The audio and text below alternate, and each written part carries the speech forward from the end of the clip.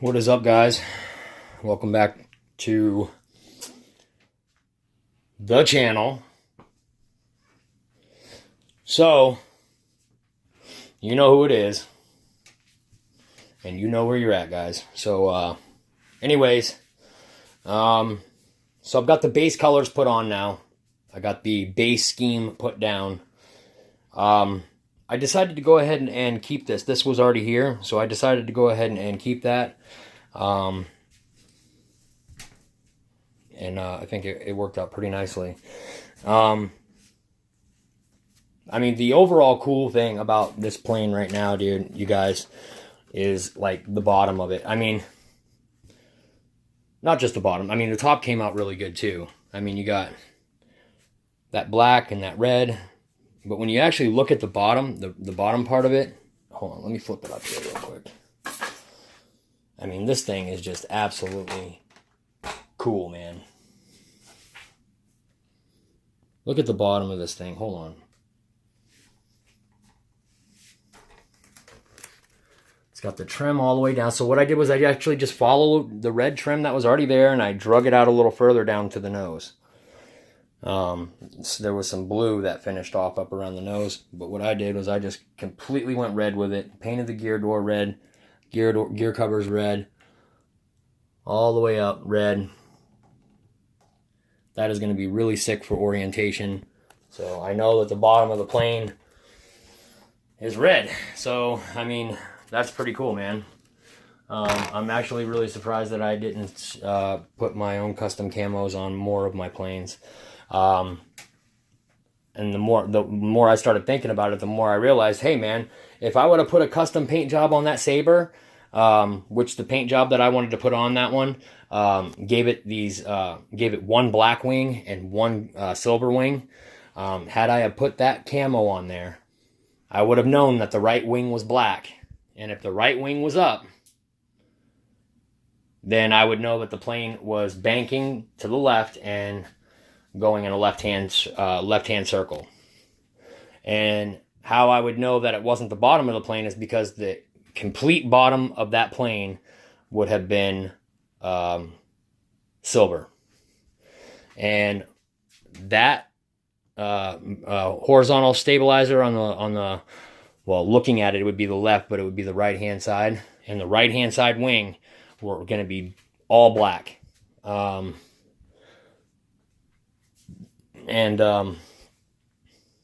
That probably would have saved my Sabre, because I would have been able to orient it in the air. So there. I'm saying it. That is my opinion. I'm sticking to it. That P-47. The only reason it's not as bad is because it has really bright lights. Wingtip lights. It's got light. That thing has lights all over. And the F-16, but ever since I painted the nose black, no problem. That Raptor, but then the nose got blacked, and no problem. So, with this plane, I'll know that if the top of the plane is facing me, and this has lights on it as well, I'll see what I'm seeing now. If the bottom part of the plane is facing me, I'm just going to see that dominant red color. We are not done yet. I still have to paint off here a little bit. I got to throw some red in there to finish that off. Everything's hooked up. I just haven't put a receiver in a I got the battery right there, but I haven't put a receiver in it. So, the only thing that's left to do with this paint job is to put my tiger hashes in it with the white paint. And that is going to look sick when I'm done. I was doing some practice on the board outside. I'm not going to show you because it's going to give away what it looks like. But anyways, a long time ago, me and my brother used to customize PS4? PS3 and well, we started off with PS3 controllers. And we used to put LEDs in it, like where the PS button was. We put a blue light in there, a red light in there. We could do whatever you wanted. We could set them up so that way you could have a custom paint job on it as well. And how we did that was we got some really, really nice paint, spray paint.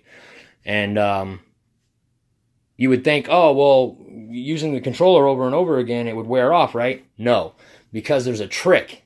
And that trick is after you're done painting one of them, you coat it over and over and over and over again with turtle wax. And what that does is that locks that paint job in under multiple layers of wax. And once in a great while, you'll have to take it. You'll see it starting to wear off a little bit. So you take the wax to it again. But not very often and not very much. That controller, one that I had, it had this blue, white, and black, like Arctic camo, but it was that tiger pattern. It was the PS3 controller that I ended up having for the longest. And unfortunately, eventually, it just ended up crapping out on me. And I ended up giving it to my brother, and he ended up restoring it and refixing it. And his daughter, or his wife, is now using that controller for her PS3. So, needless to say, this controller came out absolutely amazing, and then people started hitting us up. Oh, do my controller. Oh, do my controller. Oh, do my controller. So we ended up making a little business out of it. You know, we were doing probably like 2 or 3 controllers like every other week. And they only took about, you know, if me and him both worked on them, they only took about, you know, a day or two to do. And he did all the wiring and the electrical, and I did all the painting. And as you can see, that's why I did all the painting. I'm just really good with a can of spray paint, man. A brush, nope. Painting pictures with a paintbrush, But you give me some straight lines and some tape and some spray paint, boy oh boy, man, I can make some beautiful things happen. And this L39 looks ridiculous. So these are the Top Gun colors. Cali Graphics is going to get back to me on finding or making a set of decals for this Top Gun L39. Now, this is not what the paint job looks like on the Top Gun L39. It's digital camo. But I wanted to do it in my way. Digital camo is easy. So basically, you're just making a bunch of straight lines like that, and you're making these like squared off. Look, that's easy. That's easy stuff to do. That's easy stuff. What I've done here is just as easy, but it's going to look a hell of a lot better. You wait till I get these stripes in here on this thing, you guys, and you guys are going to see what I'm talking about once I get the stripes going. And it takes some technique to get it right, because I'm telling you right now that the lines have to contour with one another. Like when you see a tiger walking through the woods, his stripes flow. Now, with a plane, you have angles going this way, angles going this way, you know, angles going this way. So you have to get all those lines to flow together. So your fuselage, your lines will be going whoom, whoom, you know, down this way. Your tail will be whoosh, whoosh, you know. And then your horizontal, they'll be going like this, you know, to the left. And whatever angle you start with, so say if I started pulling them this way, you want to pull them that way for the rest of the plane.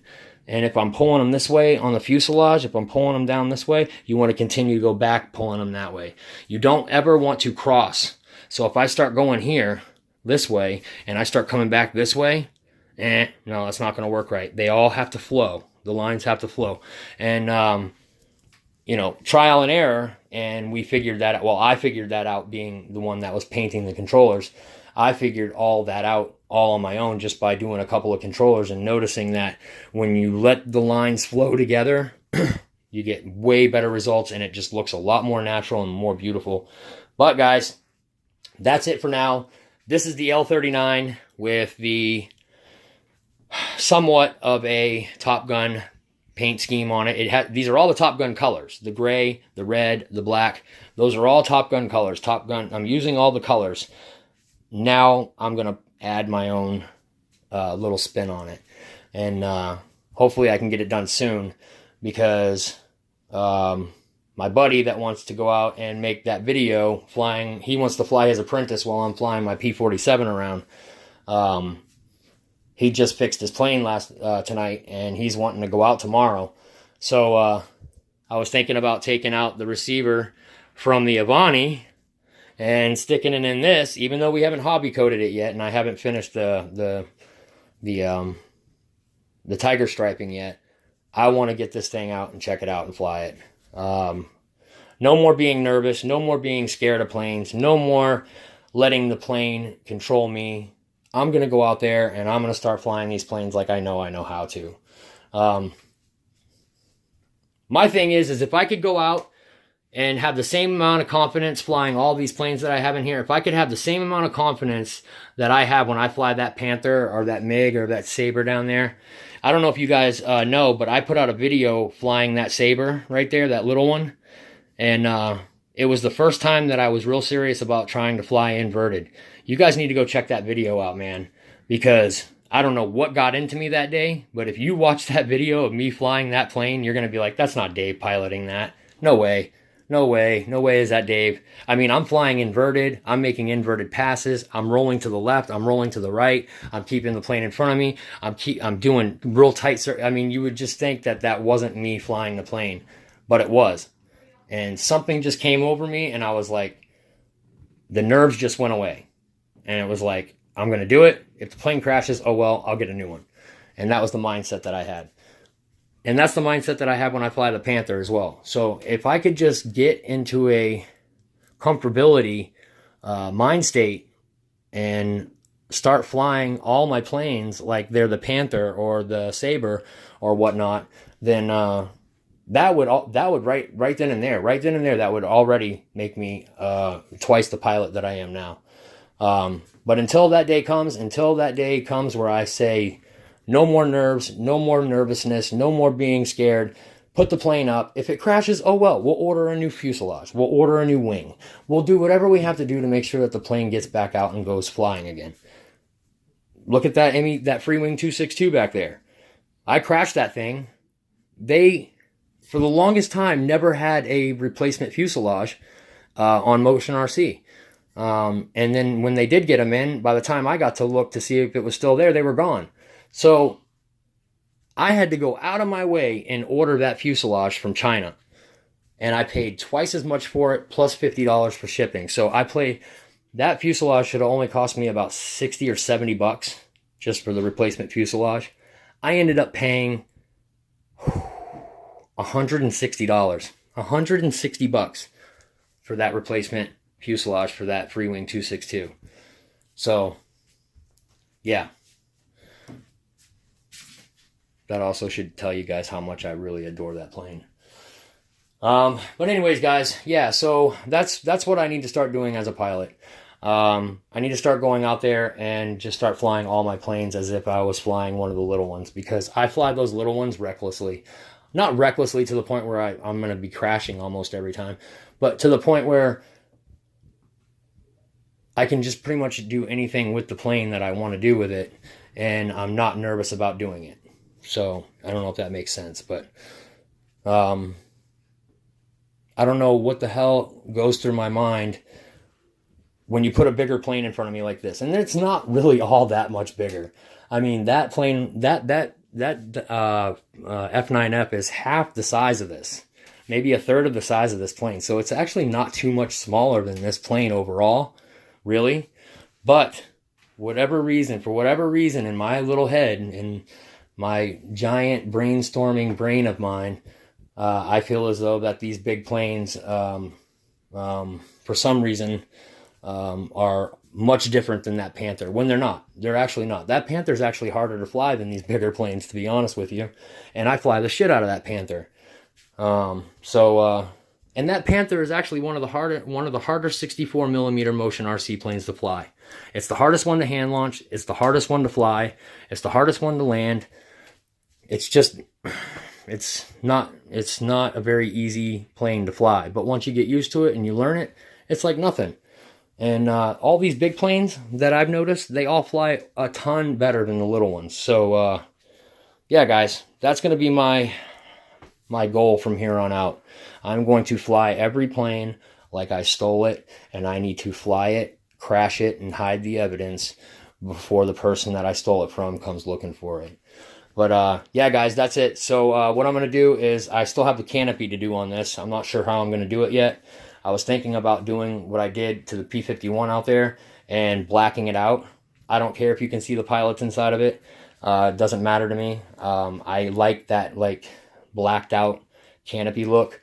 So I'm thinking about just going ahead and I'm going to black out the canopy. That's going to make this thing just look even better. So you guys, I know I said that I was going to do it like step by step, and when I was doing the fuselage, I forgot to put some videos in there. So basically, we did everything except for the fuselage, step by step. Sorry, I just got ahead of myself. I was late, and then I got up early to finish, and I just really wanted to get it done. And you know me, guys, I typically don't do build videos, or when I do paint a plane, I usually just paint it and show you guys what it looks like after. But I wanted to bring you guys along for this one. In case I got stuck on something or something, you know, there was an issue with something, that way I could ask the question and maybe one of you fine gentlemen or ladies from my community would be able to help me. But I didn't run into any issues. Like I said, me and a can of spray paint, we're best friends. But yeah, guys, that's it. Here is the L39, halfway done with the Top Gun paint scheme. And it looks great, guys. This is definitely different than any other one that I've seen online so far. I've seen a lot of them, like the Black Diamond one looks pretty good, but I honestly believe that this one just looks better. That blood red, that crimson red, and that gray and that black, man. Tell me what you guys think, man. I'm impressed. And I usually don't toot my own horn and say, you know, that I've done a good job with anything. But when I do a good job, and I do notice it, and I feel confident in what I've done, I like to acknowledge it for myself and acknowledge to myself that I did a good job. I think it came out all right, guys. Let me know what you guys think. How does it look, guys? Fireblade, don't hold nothing back, dude. Don't hold nothing back. I want you to treat me like a redheaded stepchild. I don't give a shit, man. Let me have it. If it's good, be honest. If it's bad, just throw it on me. Cake it on me, dude. I can handle it. I can take it. I'm a grown-ass man, dude. I can handle it. But, no. Anyways, guys, that's it. I hope you guys enjoyed the video. I hope you guys enjoyed the, what kind of step-by-step paint thing. Paint job with the L39 here. That's it. I'm Dave. Dave's RC. Peace, mofos!